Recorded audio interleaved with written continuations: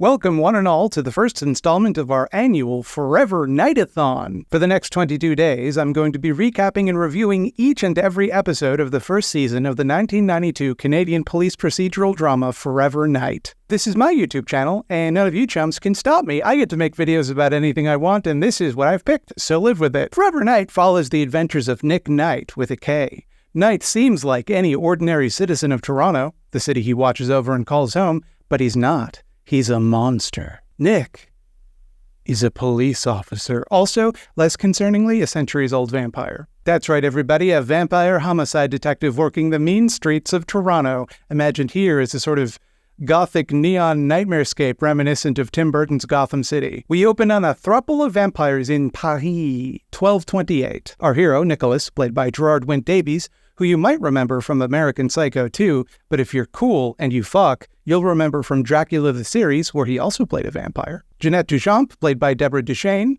and my absolute boy, Lucien Lacroix, played by the inimitable Nigel Bennett. More on him tomorrow. Flashbacks to this memory play throughout the episode, which will become a sort of framing device for the show going forward.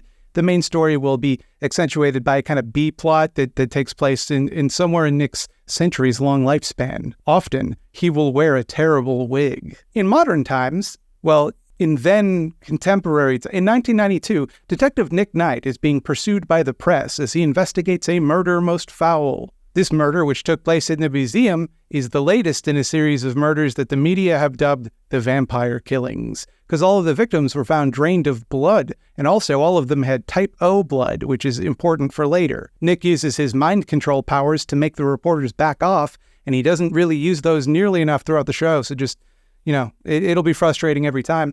Along the way, he gets into a pissing match with one of the day shift homicide detectives. Ooh, that jerk. Can you believe they put a guy like this in homicide? Falls apart when he sees a little salsa picante? Ooh, that guy, they'll never get along. We learn through some exposition, barely disguised as flirting, that a jade cup was stolen from the museum. This jade cup was used by Aztecs to collect the blood of human sacrifices. Nick seems to know a conspicuous amount about this cup. Nick then visits Natalie Lambert, played by Catherine Disher, the city medical examiner who knows his secret and is trying to help him become human again through the gradual introduction of tea and hamburgers into his diet. And look at that tea. That looks poisonous. I understand why he doesn't want to drink it. She tells him that unlike previous victims who had their throats slit, the guard at the museum just had two neat little holes in his neck, like a vampire bite, you see. Hey, wait a minute, Nick's a vampire. Nick goes back to the office where Captain Stonetree, played by Gary Farmer, who you might recall from the movie Blood Quantum, which I've already done an episode on, chews him out about how the case is this case? The case he's on? This one? It's going bad. It's bad. It's a bad case. You can't. I've had it up to here with you, Nick. You're a loose cannon. You got to work with a partner from now on. Even though you want to work alone, I just won't have it. And guess who it is? It's Detective Donald Skanky, played by John Capellos, the snarky cop from the beginning. Who would have seen that coming? Well, howdy, partner. They don't get along on account of their differences, you see. I imagine it will stay like that forever. They're simply too different. And yes, that is the character's name, Skanky, spelled thusly. It's not my fault that he's named that. That's the character's name. How ironic that in a show full to bursting with deliciously skanky men, it is perhaps the least skanky amongst them who bears that name. Also, Nick gets a bunch of hamburgers delivered, even though we, the audience, know that he thinks hamburgers are yucky. But he wants to bring them to the local street youths. He tries to convince them to sleep in his garage, so they don't got to worry about getting garbled up by the vampire killer. But they refuse because, first of all, that's a pretty insulting offer. Just buy him a hotel or something. And secondly, they don't want to owe him anything. Skanky also donates some blood, all just so that he can ask his doctor what his blood type is because he didn't know. And he's relieved to hear it's A negative, so he's not in danger. Nick goes home and drinks a bottle of cow blood, which the show treats like a big reveal, but we already knew he was a vampire. They did say that in the intro. I'm such a fucking bozo. The reveal is that he was drinking out of the jade cup that was stolen from the museum. That's the reveal, not that he's drinking blood. At this point, you're meant to think maybe Nick killed the security guard. Obviously, he fucking didn't, though. Anyway, he and Skanky are driving around in Nick's Cadillac and bickering and stuff. What's the matter, my breast still bothering you? I'll smoke a ciggy. Not my caddy.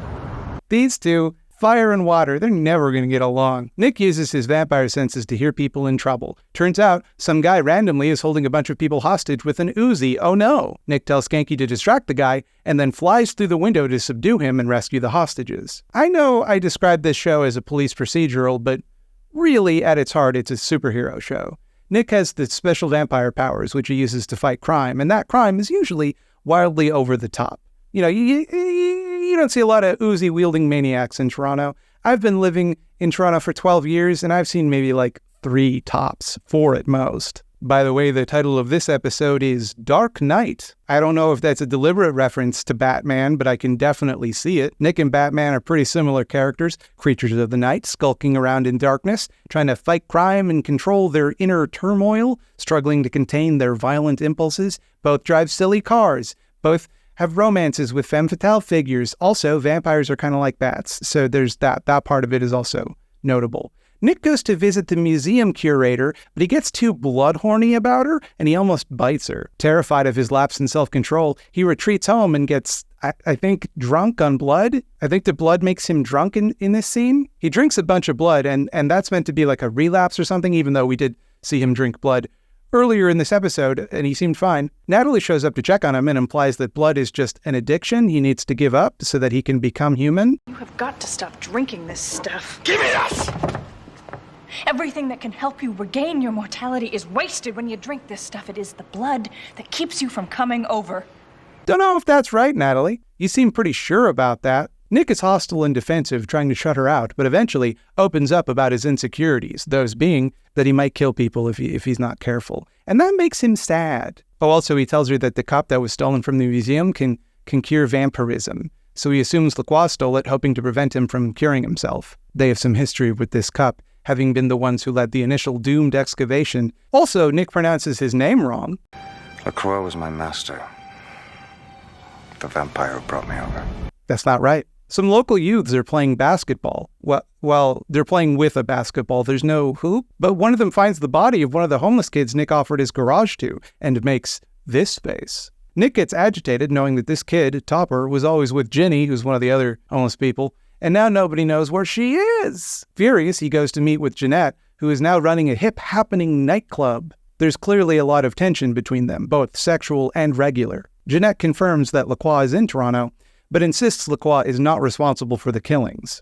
On his drive home, Nick listens to a radio broadcast from the mysterious Nightcrawler, who he recognizes as Lacroix, taunting him to be continued. And holy shit, what a solid start. I already like all of the characters. They all have interesting chemistry with one another. It all looks beautiful, like holy shit, excellent work, Burt Dunk. Obviously, some of the effects are hokey by today's standards, but this is a Canadian show from the 90s, and it still manages to look really intentionally staged and dramatic. It sets the perfect mood for the heightened reality the show takes place within, which also complements the melodramatic soap opera aspects of the show quite well. Wint Davies is also really great. He plays Nick as this charismatic, playful rogue, but he can flip on a dime to become a sad sack, guilt-ridden mess. You want to root for him, he's likable, but he's also flawed enough to still be interesting. Now look, elephant in the room. This show is not at all critical of the institution of policing. It presents Nick being a police officer as an unalloyed moral good, something he can do to make up for all of the killings he did as a bona fide vampo vamping about town. The show feels almost self-conscious about this, going out of its way to make sure you understand Nick is definitely meant to be a hero, and the cops are definitely meant to be the good guys in the show. Look, he's nice to street kids. You'd expect a cop to be cruel to street kids, because that's how they are in real life. Look, he speaks other languages and helps immigrant communities, like how a normal, non-vampire cop might instead over-police them. Look, his boss is an Indigenous man, so we don't gotta grapple with the violent colonial history of Canadian policing. Don't worry about it. There's a big contradiction in the premise of the show that I'm hoping will be addressed in later episodes, because if Nick can be redeemed, why couldn't the people he is catching? We're meant to accept that it's good that he's stopping them and locking them up and putting them in jail and stuff. And sure, we shouldn't let people do murder. I'm against murder usually, but he doesn't have to do any of that stuff. He was a cold-hearted killer for centuries, and we're still to believe that he's a fundamentally good person who don't need to go to jail, but none of the other killers are given that benefit of the doubt. Is killing people as a vampire just not as bad as killing people as a people? Is that the moral rubric of this world? Overall, though, So far, the show is surprisingly just as good as I remembered it being. Better in a lot of ways. I thought I was going to be making fun of it a lot more than I am. I thought I was going to have to be a lot more defensive about why I like this show. But it, kind of kicks ass, actually. Tune in tomorrow for part 2, where we're going to spend a lot more time with Best Girl Lacroix. Guess what, also? If you're watching this on YouTube right now, you can go to patreon.com/scaredycats and see tomorrow's video right now, which is a big deal unless you're watching this any day other than the day it's released, because then you could watch it right now anyway. And I want to thank the people who will forever be my knights over at patreon.com/scaredycats. We've got, in particular, there's Verbena, Cooper Holmes, Joe McClory, Liz Widow, Maston Ginger, James Garford, C.H. Phillips, Gideon Charlotte Hollingsworth, Devin Kaler, Spooky Heather Sylvia, and definitely Todd. And I, Bobby Duke, the star of the channel, would like to thank these other people who's also the stars of the channel on account of their support on Patreon. You got Jay Tony, Schadenfraulein, Lanston Tyne, Rachel Rat, Gato Moore, Cophead, Josh Manes, Hyla Tracy, Louisa Prito, who Mildo didn't even tell me to mention last week. Thanks for that one. And Jesse, use always the stars of the channel. Why don't you go ahead and hit the like button and subscribe? We're gonna do 22 of these fucking things. Why does it sound weird when I swear? I don't know. It just does. That don't sound right.